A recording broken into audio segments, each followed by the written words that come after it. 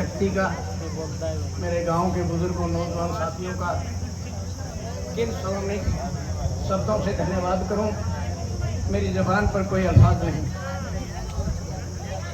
हर व्यक्ति के घर में बहुत काम होता है, हर माता के पास बड़ा काम होता है, लेकिन हमने गौ माता और धर्म के लिए तो जितने भी कार्य थे वो सभी छोड़ दिए।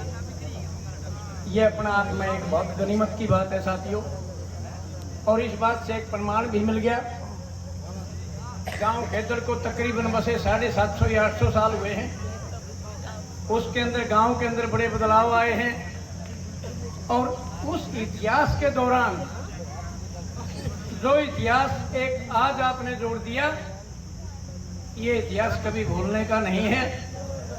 नल राजा और दमयंती जब बहुत बड़ी गर्दिश से गुजर रहे थे, तो दमयंती ने कहा, न बोला हारी बात कहे मत साजन, भराख्या में पानी, और सदा एक सी बात रहना या समो आओ नहीं जानी। ऐसा है साथियों, वक्त आएगा और चला जाएगा, लेकिन मुसीबत रोज नहीं होती, और जो मुसीबत हुई है उसका आप डट के मुकाबला कर रहे हो।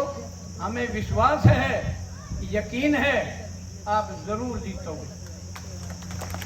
गारंटी की बात है, आप जरूर जीतोगे, क्योंकि हमारी मातृशक्ति, हमारी छोटी छोटी बुलबुल वर्गी बेटियां, हमारे छोटे छोटे बच्चे गांव के मान और सम्मान को बनाने के लिए गौशाला के मान और सम्मान को ध्यान में रखते हुए हर बात को ध्यान में रख रहे हैं।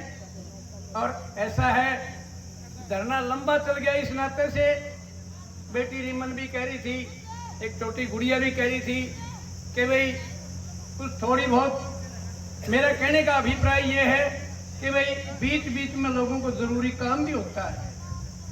हम किसान हैं, इनको तो क्या पता किसानी तो होती क्या है, ये तो एसी के कमरों में बैठे रहते हैं। लेकिन चलो, हमारे लिए तो कुदरत ने बहुत एसी दिए हैं।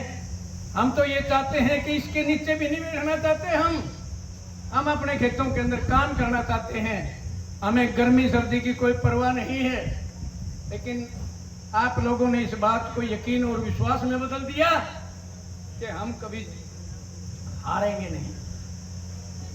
गौशाला के मान सम्मान को बनाने रखने के लिए जो आप लोगों का योगदान है, वो कभी भुलाया नहीं जा सकता।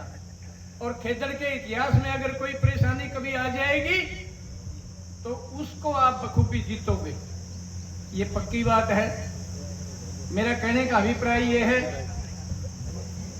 कि हिंदुस्तान को आजाद हुए तकरीबन 70 साल हो गए,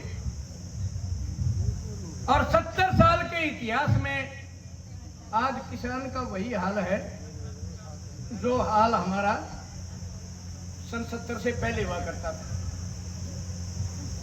उदाहरण के तौर पे कहना चाहूंगा, 27 मई 1964 को पंडित जवाहरलाल जी का निधन हुआ, और उसके बाद प्रधानमंत्री पंडित लाल बहादुर शास्त्री जी आए।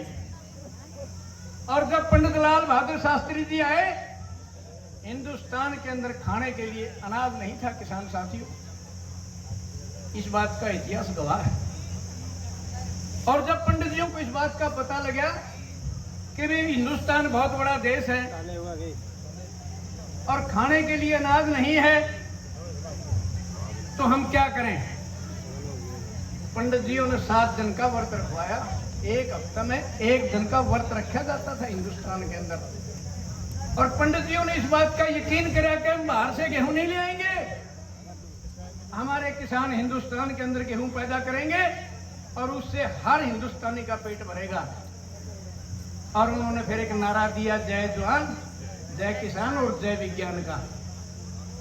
और जय किसान का जब नाम आया तो हिंदुस्तान के किसान ने हिंदुस्तान के अन्न धन के भंडार को इतना भर दिया कि आज आपको पता है कि गेहूं अनाज शराब पैदा होती है और हम दूसरे देशों के अंदर भेजते हैं। ये करिश्मा किसका? किसान का।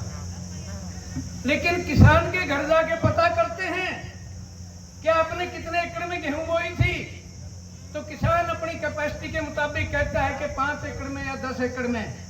लेकिन उसका जब अंदाजा और आंकलन किया जाता है तो किसान को कोई बचत नहीं। एक बात निश्चित है, सभी भाई बैठे हैं, किसान हैं, सब किसानियत से जुड़े हुए हैं, हम कोई अलग तो है नहीं।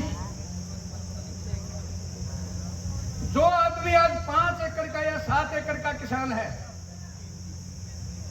उस किसान के घर में कार नहीं है, मोटरसाइकिल भी अगर ले रखे है तो वो किस्तों पर है। अगर कोई दुकानदार है, व्यापारी है, उसके घर का कोई अंदाज